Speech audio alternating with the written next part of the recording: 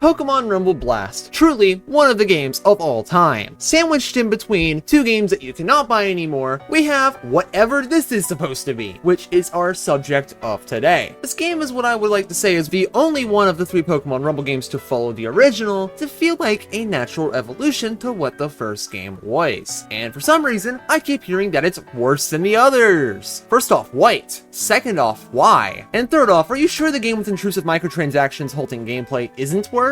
And for those questions, we'll try to answer why, or at least debunk why it's a silly thing to claim. So ladies and gentlemen, you already know, it's time to get down and deep as possible in this seemingly shallow pool of a game. Instead of asking what is Pokémon Rumble Blast, we're gonna ask how is Pokémon Rumble Blast, because it's the wholesome thing to do. On the gameplay side of things, and let's be real, the entire game for that fact, is just a simple question of how about we take this, but do it again, but more. And looking at our basic traits, we see exactly what happens when you choose to do nothing to a system that already worked, but kind of felt a little bit barren. And of course, you're begging to know all about the new stuff for the core gameplay loop, and that is just building on stuff that already existed. New Pokemon from generations 2, 3, and 5? Check. New special traits and access to plus varieties of them? Check. New attacks to mess around with? Obviously that's a check. But really, that's just about it, as your basic traits are just generally the same in terms of core gameplay. As you sit around with 3 lives, you have your 2 attacks, and an ability to switch mons with a small timer that other mons can interrupt. Simple abilities, but they're ones that work, shown by how nothing new is added in this regard at all, for the main returning gameplay that is. And while the Pokemon related gameplay is one thing, the maps are an entirely different beast.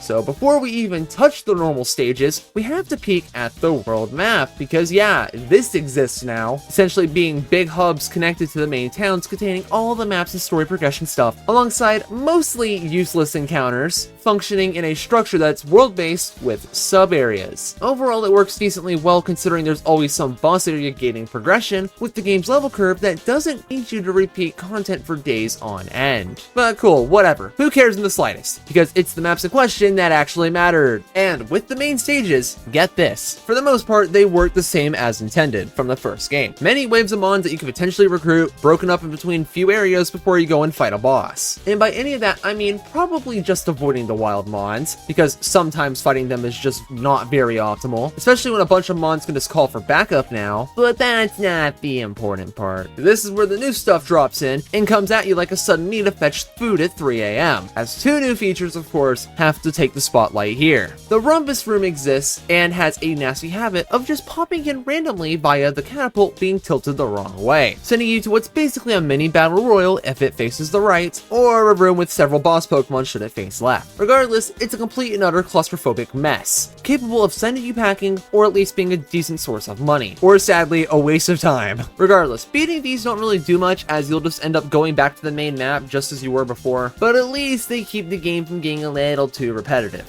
which was the biggest struggle the first game had. But of course, with keeping that trend, we gotta go into the post game, as sometimes this glowing effect will just happen on the boss catapult, and it sends you off to go fight some big legendary boss, mixing up the boss fights rarely, but enough to keep things interesting. It's just a shame for late game content, as the grind to find these Pokemon is just ludicrous considering how you'll need them for the post game grind due to their average strength being far higher than that of the normal mons. But hey, slow down there, partner, we haven't even finished the main game yet, as now we got to look at our alternate battle modes. Yikes! Adding a well-needed spice of life to the game, and mostly serving as the game's main progression gates, and hosting some general unlocks that are pretty important to pick up. The Battle Royal from the first game returns once again, and are essentially unchanged. Just a race against the clock to defeat all the foes in a ring with several bosses in the way, while you are locked out of switching mons. Overall, it's still neat, but leaves a little bit to be desired. Thankfully, during the main game, there's at least some restrictions, although they basically just limit the types of mons you can bring into the fight, but at least it's something. Moving on to the new stuff, we got the team battles, a wave-based-ish battle against foes, into bosses, into another area to repeat the same thing until the big boss finally arrives and is dealt a bad hand, all while you have 2 CPU allies of your choice, that you're even able to revive just by standing on them for a few seconds. That's the basics, but with a more lengthy look, we get to see some other nonsense here, mainly this pretty dumb feature used to stack up your team for extra damage, and even switch which one you're playing in the process. Yeah, this little feature here here small, but not a very good addition. However, we have this downside with these maps regarding the map design being extremely copy and paste, being extremely uninspired and repetitive. But noticing that, of course, the game had to do this little thing called adding stage hazards to these areas in order to make them feel more unique when they're just empty boxes, providing them with their own little gameplay shenanigans. Honestly, it's kind of crazy to see how much stuff from the team battle was actually just reworked into the normal gameplay loop of Pokémon Rumble U. Almost like the gameplay doesn't work as well here in Rumble Blast. But of course, I have to state this, it still does though. So let's not get lost. Unlike the next game mode that is in fact lost. Why do charge battles even exist? Okay, so get this. It's a mode where you only mash the A button. That's it, that's the gameplay. But wait guys, when the big bad boss appears at the end, a new jump scare will follow it. And no way! Press the A button to win on the spot! That's crazy! Yeah, the charge battles just kinda suck a lot. And they definitely just should not be in the game, period. But at least they're fast enough to just get through with these, leaving them to not be as much of a drag. And overall, I'm gonna say it, this feature being here is an act of war on the beautiful art of button mashing. Although looking at the bigger picture here, the gameplay side of things is pretty solid this time around, with one piece of filler sadly, and we could easily leave it at that one note, but I'd rather not do that just yet, as the 3DS provides some minor benefits I just want to appreciate real fast. 3D simply existing does exactly what you'd expect it to, you know, being niche and forgettable, but it exists. Although just the bottom screen existing is very pleasant, as it displays your collected mons very nicely, and of course gets to show the map layout, missing mons in the pre-stage entry, and other goodies, making for a much more pleasing experience across the board, even if it's just a little bit subtle. And with that, gamers, we've conquered the main game, meaning we gotta dig into all that extra stuff and ask one question: why? Content time, ladies and gentlemen. Surprisingly, this game's got quite a bit of post-game and side content to go around, being this game's arguable biggest strength. So upon beating the game, there's a question. What's new? Well, upon beating the game, the world's rank increases to 1. This world rank system is a big focal point of the post-game lineup, as for every level it gets, the Pokemon of the world becomes stronger. So instead of some type of mastery rank, we have 10 post-game progression levels, making the endgame content even more of a grind, with significantly stronger Pokemon in tow, with far more generally in terms of stuff to work for, which is great considering the post-game battle royals and the team battles first off exist, and secondly, and are just generally very strong, demanding you to raise that rank to completely destroy the economy by raising a stupid amount of money to replace every mon that you've ever cared about. It's a good feature, but considering you can't just revert the ranks back to previous levels, and it has some of the craziest grinding you've ever seen from a Pokemon game, it just leaves the execution feeling a little bit rough. But wait, what if you don't like the world ranks because your super duper mega awesome Pokemon isn't viable anymore? Well, Legacy Mode exists to set the post-game's power level back exactly how it was during the main game, which, while a neat addition just from a button combo in the main menu, it just feels pretty pointless because getting those Pokemon for endgame content is what we'd call the exact opposite of optimal, or really even remotely useful by any stretch of the imagination.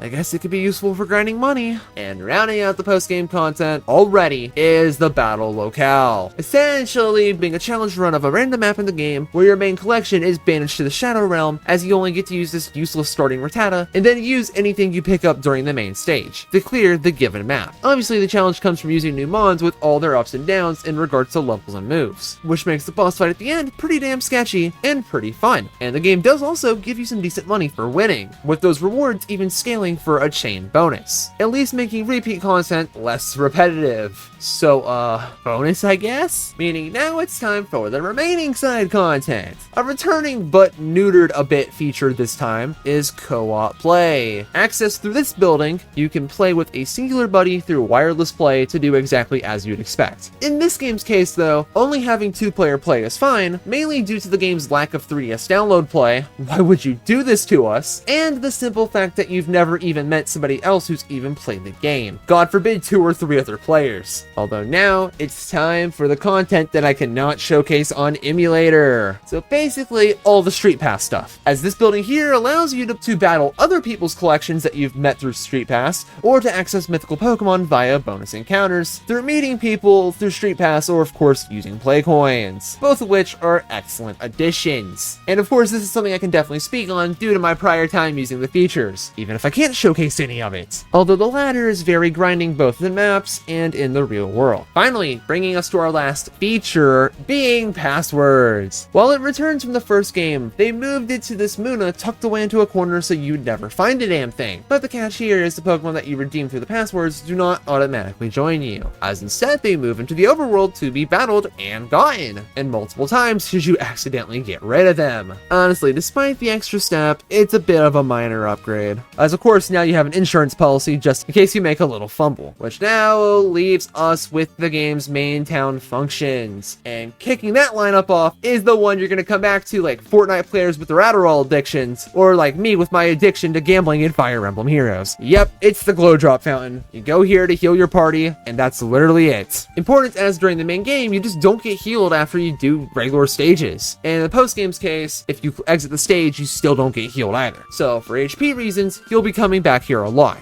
And the rusty Pokemon existing just gives you extra incentives to go do so. The ability to send Pokemon home is another thing you can still do. You can exchange your junk for cash with the potential for an evolved Mon if enough of the previous form is disposed. This time no longer being able to give you rare legendary Pokemon for handing over specific combinations. And in this game, for the most part, this feature's just not very good. And that's because of the two buildings that allow you to release Pokemon, the money is just never really worth it. Because why waste those Pokemon for money when you could recycle them to give their attacks to actual good Mons? Yeah, the move school does just that. While it only appears pretty late in the game, it's pretty much the best source of attacks while being the best way to get rid of old Mons, just by making your cracked stuff even crazier. What, do you think the Move-a-Jigs are going to be helpful with their random moves? Absolutely not. And the move vendors themselves seem nice until they don't stock an attack you want or have them be outlandishly priced. Don't get me wrong, it's nice these move dispensers exist, but you're really never going to use them once you have access to the move school. They just don't end up being very helpful. Unlike whatever this building's supposed to be, allowing you to swap the A and B moves on your Mons. Because yes, having rest locked the A button was never fun. Honestly, this is the most revolutionary feature in the entire game, and they knew that when making this feature cost money. Oh, you better believe it. The collection returns once again, but better than ever. It still will showcase every single Mon in the game, but this time with details on where to find them, which is pretty neat, although we do have a removal of an entire feature being the whole, hey look, it shows the shiny Pokemon sometimes thing. Because surprise, there's not a single shiny Pokemon within this entire game. No, not even regulated to passwords. Which of course brings us to the game's final gameplay feature, being a building displaying your stats. Yeah, it's nothing to get hyped over, but as always, seeing numbers does do a good job at activating the neurons in your brain. This time, with a lot of numbers. Overall, leaving the game with a decent showing content-wise, while just being notably better and more robust than pretty much all the other Pokémon Rumble games. Good news, gamers. This game has an actual story, but of course, because it has Pokemon in the title, it has hardly any depth and feels more barren than even the earlier mainline games. Although, we gotta say it, something is at least better than nothing. But essentially, the game takes place in the world of Pokemon toys. Things are seemingly all fine and dandy as you show up in Toy Town to do the classic Battle Royale shenanigans before learning the Glow Drop Fountain had its supplies jacked. And the town being susless, just auto-assumes the town bullies nabbed it, so you end up tracking them down for the rest of the chapter to find out they didn't do squat. Well, who did the thing? That you'll see, of course, starting at the beginning of Chapter 2. That an army led by Cobalion was responsible for this terrible, most awfulest, dreadful deed. Meaning it's time to get the Glow Drops back. And by back, I mean trek your way all the way to Cobalion himself and get treated like a car. Wrecked, tossed out, and needing a replacement. Cool news, by the way, Westerly Town is also a complete wreck with a lacking watering hole. So it's time to do everything you just did, but again. Once again, meeting with Cobalion and getting cutscened, leaving you with a broken key to match your shattered dreams. And with that, off to Northerly Town you go, dealing with a fun cutscene into actual gameplay obstruction. So of course you end up immediately going off and fetching a new key, and of course raising the bridge to the World Axle. And now we get to see Cobalion's true goal, de-rusting the World Axle with all the stolen Glow Drops. It's actually not a bad plan. The issue is the fact his army is essentially being used to sacrifices due to them rusting. And now the real bad guy shows his face, being a damn key, okay, for real though, why doesn't Klefki have this guy on him? It would be a great reference. Some nonsense happens, the door to the world axle's been derusted, so even if Cobalion fumbled his plans, a solution still stands. So with Cobalion, stuff happens, you play through the maps again, and of course, final boss time. Hey guys, look, he's got a barrier. Oh no way, you can't get rid of him. If only I had somebody help sacrifice himself to allow me to fight. Oh, lovely. You win. Congratulations. The land is saved, the fountains work now, the end. Overall, it ain't much, but if there's anything to take away with it, quit making assumptions about people because they're mean, and actually think about better ways to optimize your plans. Cool. Let's move on to something different. The music. Dude, this game's soundtrack is a low-key banger. Yes, while a lot of the old tracks, if not like 90% of them returned from the first game, was not already a boon when they're already less repetitive across the board, the new stuff ends up being very nice as well. Except the final boss theme, that one sucks somehow, and that's coming from Pokemon. And if you want to talk about the graphics, they're basically the same as the game before, but a little bit better. This time at least packing up some nice sights to explore. Look, I wish there was more stuff to say in this section, but wishing there was more to say is a common trend with this series, it would seem. Reaching the end, just wow. This sure was a game made, and it's pretty neat. Taking what worked about the first game, streamlining it to be a mostly solo experience, in a way that was not obscenely obtrusive, and just built on what generally worked. Making a game that was not half bad, despite once again being a game that's just a little bit repetitive. But don't most games have that issue? All of which has the making for a game that barely edges itself into the 3-star range somehow. It's just a decent time overall, and sadly the peak of the Pokemon Rumble series. For that to be the case on the second game is of course concerning, but that's a story once done and another yet to happen. But of course we need to focus on what really matters here. Should you play this game? Dude, sure man, I don't know. If I put the first game in there, there's no reason this one shouldn't be there too. And thankfully, this game actually does exist on cartridge, so you could play it without needing to emulate abandonware in 2023. And if you want my personal perspective, it was the first 3DS game I was ever able to play. But considering it was already building on something I already thought fondly of, it was just a nice bonus on the cake.